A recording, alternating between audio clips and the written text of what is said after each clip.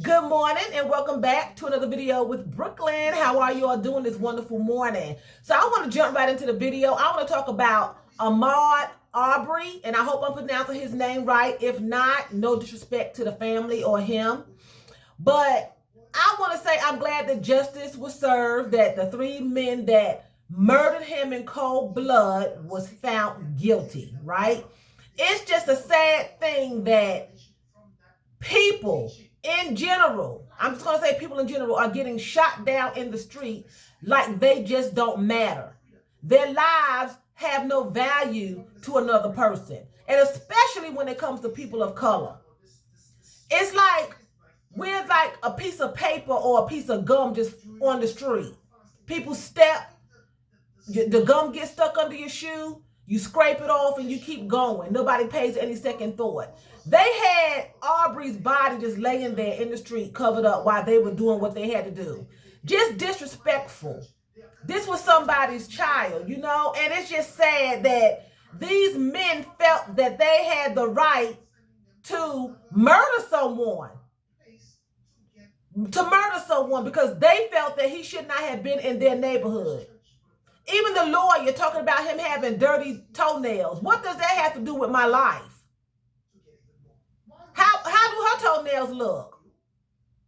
How does she keep her body in her house? How's her hygiene? What about her client she was defending? What about their filthy, dirty hearts? That was much dirtier than his toenails. Because it was laced with murder. It was laced with malice. What about their hearts? What about her heart? Look what came out of her mouth. Filth and dirt. So let's compare your heart and your language to somebody's toenails. Much dirtier, because his toenails had nothing to do with his death. They didn't harm anybody. They didn't kill anybody.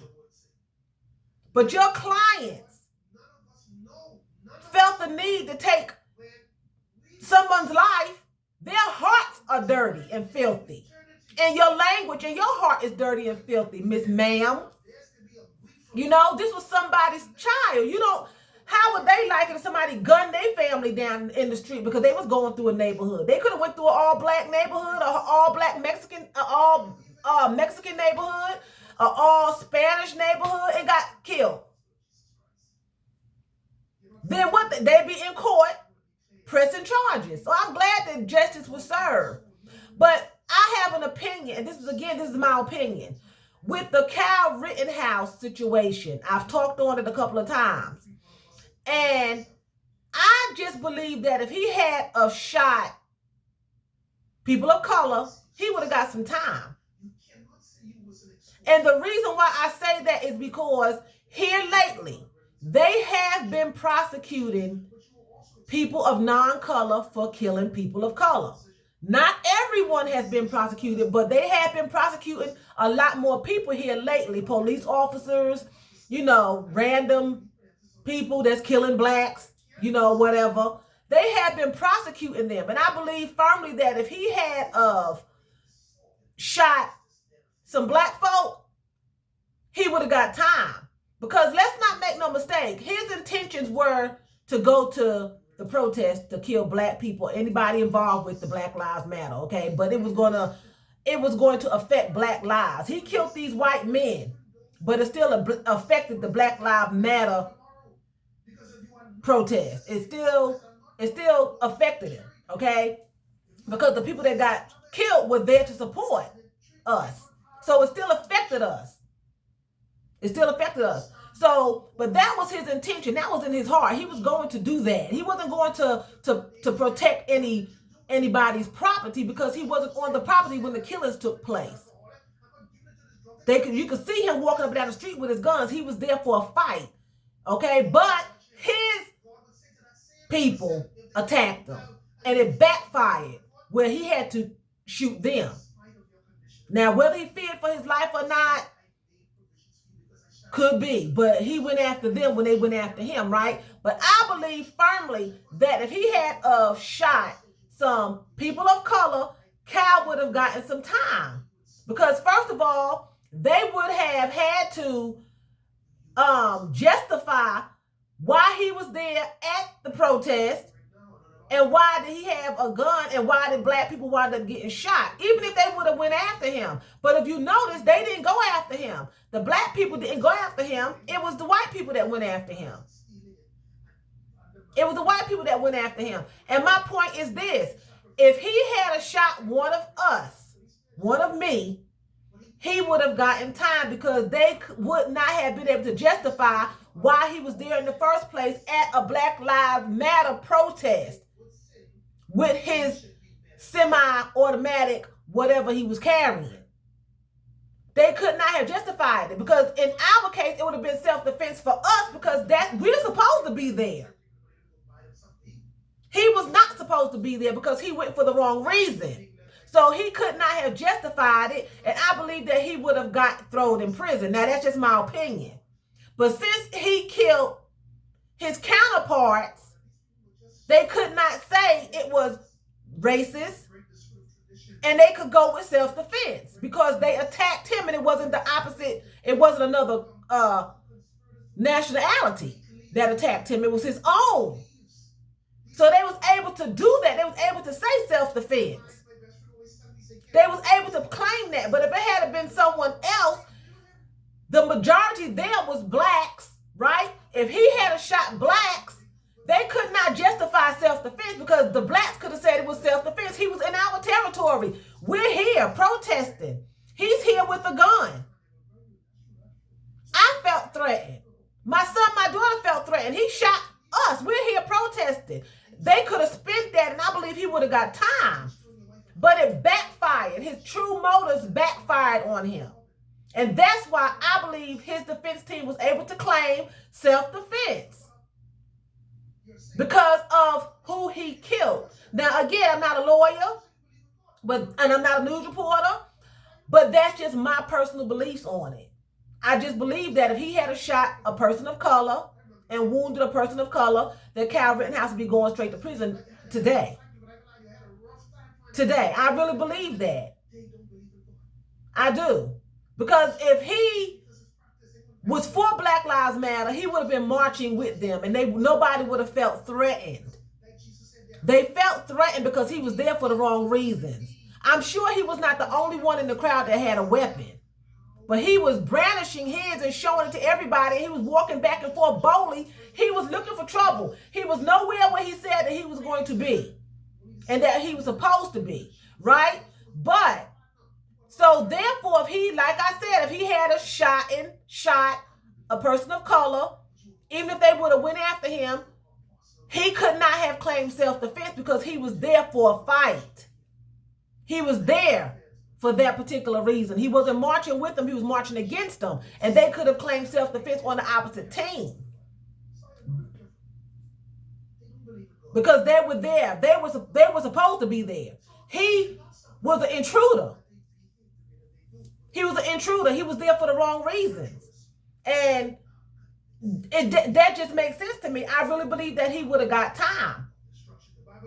You know? And I'm just glad that it turned out that he didn't kill a person of color. And I hate that he killed those two gentlemen and maimed the other. I'm sorry that happened. You know, but when you go to these protests, you have to expect that something's going to pop off. You have to expect that your life may be taken for the cause.